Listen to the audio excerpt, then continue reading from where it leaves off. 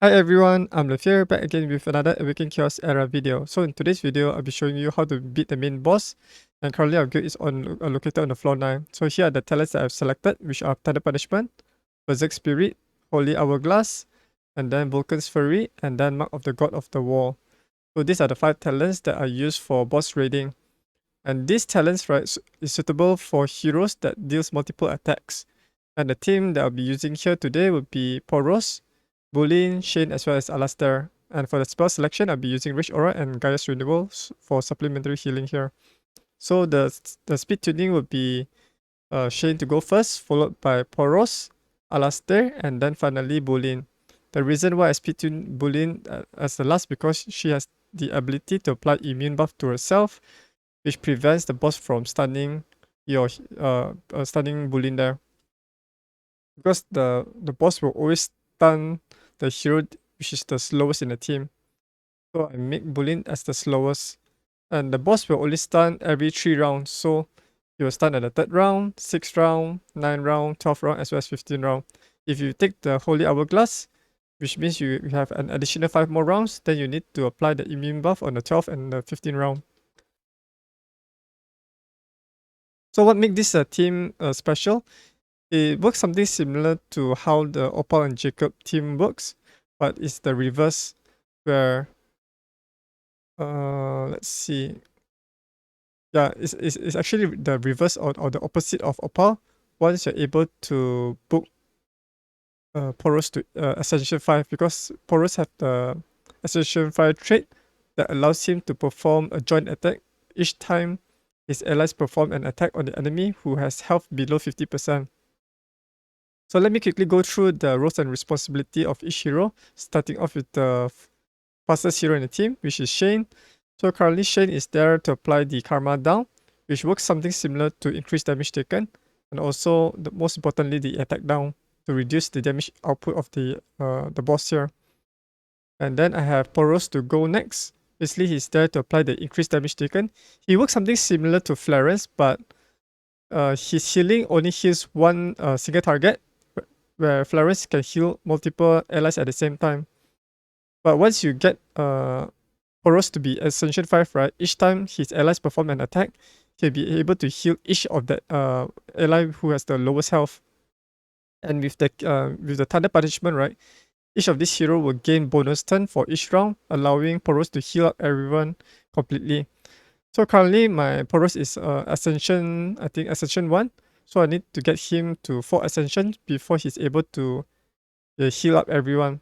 So to mitigate this issue where Poros is below Ascension 5, right? I need to have at least 3 heroes on the team who is on revival set, like Boolin, Shane, as well as Poros. They are all in revival set, which means the only person that doesn't have the revival set, right? Poros will be healing that hero because he'll be having the lowest health there. And the hero is Alastair, which is on my team here. And apart from that, Poros, who can heal his allies through that special ability, as you saw there, he healed Alastair. He is also capable of applying the attack down, which is really important to reduce the boss damage. And then we have Boolin and Alastair. Basically, these two heroes, right, they're able to strip away that plague buff that is applied to the boss. The plague buff, right, what it does is it amplifies the boss damage output. So once you reach like so the boss will gain at least 1 plague, which boosts up his damage by like 10%.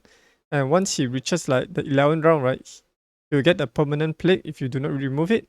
Then he can like one shot your hero. And the round 12, right, he'll be able to one shot everyone using his AoE nuke. So in order to counter this, right, you can have Boolin to strip away that buff, or also have Alastair. Alastair is also capable of removing that buff as well, which makes him a good candidate, especially against the main boss here, who is a dark unit. Dark unit will receive 50% more damage from light units such as Alastair here. And the good thing about having Boolin here is he pairs really well with heroes that perform multiple attacks like Alastair and Poros. So if you have both of them, like if you have Alastair as Ascension 2, he'll be able to gain additional bonus turn at the end of the round, allowing him to deal even more attacks. And then with Poros Ascension 5, he'll be able to perform more joint attacks, which increases the frequency of the induction effect each time the boss receives damage. And the special thing about this induction damage, right, it is based on the hero's attack stats rather than Boolin attack stats. So do keep that in mind when you are trying to ascend Boolin. Boolin Ascension 5 only amplifies or doubles the damage dealt by the induction damage based on her total attack stats whenever she performs the attack rather than her allies. And then finally, yeah, I didn't go through much on Alastair. So, but basically, I gear Alastair in an assassin set to allow him to do maximum amount of damage through his multiple attacks through his ultimate ability. Alastair have a very unique trait where he has this rich bar, right? Something similar to Boolin. So each time his allies finishes a turn or the enemy finishes a turn, what it does is it charges up that rich bar on Alastair. So once he get like 5 rage, right, he'll be able to deal 5 attacks. So let's say assuming if he's launching a basic ability, he'll be able to deal like 5 times. Or if he's doing his ultimate, then I think he can do 5 times of his ultimates, which is very powerful. That's why sometimes you can see he deals like 100k damage from his ultimate ability. Alright, so that's basically the battle result. And let me show you how I built each of these heroes so you can replicate this on your account. Right, so this is my first hero on the team, who is Shane. So basically I build him as a damage dealer rather than a supporter hero here. So here are his overall stats. He has around about 3,300 attack, 13,000 health, 218 speed, 100% critical rate, 214% critical damage, and 44% focus. So to build him as a damage dealer as well as a debuffer, just focus on the critical rate, critical damage, attack stats, and then speed to him to go first, and then have some focus stats. So currently I'm gearing him in the Revival set as well as a Warrior set. Revival set allows him to restore 10% of his max health at the start of a turn, or 20% if under 50% health. This one can trigger twice per round. And Shane has a special ability that provides him a bonus turn, which allows him to maximize that Revival set to heal up twice whenever he performs this ability. Okay, and next would be the Warrior set. Basically, Warrior set is to amplify his attack stat by 50%. So let me quickly go through the equipment stats so you can get an idea on how to pick the equipment stats for each of these weapons, for these items. So the first one would be the weapon. There's some critical damage, critical rate, focus, and health. Ideally, this one should be attack percentage. And then we have the helmet with some critical rate, critical damage. Ideally, this one should be attack percentage. This one is one of my leftover gears. Then this is the armor with some precision, attack, critical damage, and critical rate. Ideally, this precision should be like health or focus. Precision is mainly used for arena. And then we have a speed boots to speed him to go first in the battle. And this one has attack substats, critical rate, plus its health and resistance. And this one is a critical rate ring with some attack percentage, speed, and focus. And finally, we have the attack necklace with some speed, critical damage, critical rate, and agility. His glyphs and abilities are all maxed out. There are no mastery books on him. But if you have extra mastery books, right, you can try to book him to get this 3% attack aura as well as 5% defense aura, so that your heroes can survive longer in the battlefield. And then for his ascension, if you want to build him for more damage, you can go for this one, 50% attack. The rest doesn't really matter. For the 5th ascension, right, basically this one is to prevent from fatal hit. So it depends on how lucky you can get multiple copies of Shane. But for me, this is my second copy of Shane. So basically I built two types of Shane so that I can use him for the guild versus environment. Alright, so let's move on to the second hero on the team, who is Poros. Alright, so this is the second hero on my team, who is Poros. He works something similar to Opal, but you need him to get the Ascension 5 so that each time the allies perform an attack on an enemy who has below 50% health, Poros will be able to launch a joint attack with the special ability, which is this one. This special ability, the Furious Maw, that has a 3 turn skill cooldown, it will allow him to deal damage as well as healing the ally with the lowest health, which makes him something similar to like Florence. So he's like a hybrid of Florence as well as Opal. And the reason why I say Opal Florence is because she also capable of applying this increased damage taken, healing, and yeah, these two. That's why it makes quite similar to Florence. Here are the overall stats for Poros. I prioritize on the attack stats, critical rate, critical damage, as well as speed, and some focus stats here. And then for his gears, I'm currently gearing him in a Revival set as well as a Vanguard set. So once you're able to like get him to like Ascension 5, then I will recommend you to switch to a Assassin set. So each time the ally perform a joint attack, right? Perform an attack, he'll be able to join in the attack as well. So you'll be able to do even more damage as well as healing his allies and himself at the same time. So let me quickly go through the stats here for each of the weapons, starting off with the weapon here. So this is the weapon with some defense stats, health percentage, attack percentage, and critical damage. This one has a fabled stat which is deadly, that only provides 6% critical damage. Next will be the helmet. It's some attack percentage, critical rate, critical damage, and health percentage, which makes him quite tanky as well as a lot of damage here. Then this is the chest plate with some critical rate, health percentage, and critical damage. Ideally, this one should be attack percentage.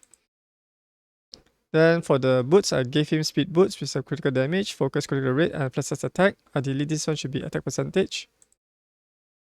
The reason why I gave him in a speed boost is because I want him to go second, so they can apply the increased damage taken to the enemy, so that the third and fourth allies in the team will be able to do more damage to them.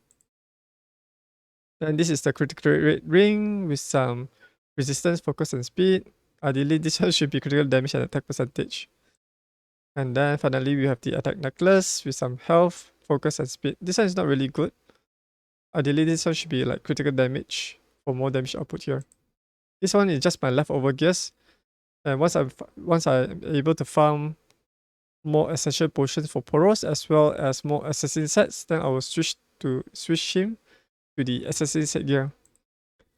His glitch and abilities are all maxed out. For his masteries, there's no mastery book on him because currently it's quite difficult to get mastery books in the game. Unless you're a big spender, you can purchase them easily. For his essential, I only got one copy of him. I need around about 4 more copies to unlock his special ability here. The launching joint attack with the special ability. Because this one doesn't have any cooldown. Alright, so that's basically Poros. Let's move on to the third hero in the team, who is Alastair, the epic hero. Alright, so we have Alastair, one of the newest addition to the Titan Iceland faction. So currently, this epic hero does not have any introduction animation here. So let's quickly go through his overall stats. So here are his stats here. He has around about 4,600 attack, 153 speed, his speed 2 to go third.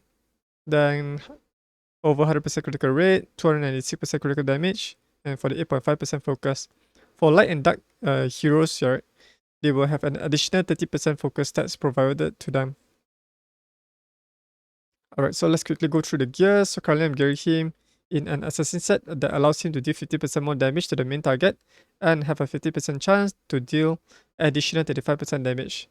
So this one is the set that I'll be using for Poros once I get him to A5. And Raider set is to give him some speed to go before Boolin. And let's quickly go through the gears, starting off with the weapon. This is the weapon here that has some critical rate, attack, critical damage, and health percentage. Health is also quite useful for Alastair because he's pretty squishy and he needs to at least tank at least one attack from the boss. Then I have Poros to heal him back up to full health. And then this is the helmet with some critical rate, attack percentage, critical damage, and focus. This one is one of the best gears for debuffer and damage dealer like Alastair. Then this is the armor with some critical damage, health percentage, critical rate, and resistance stats. This one is attack boots with some resistance, critical damage, speed, and health. Ideally, this one should be health percentage. Next, we have the critical rate ring.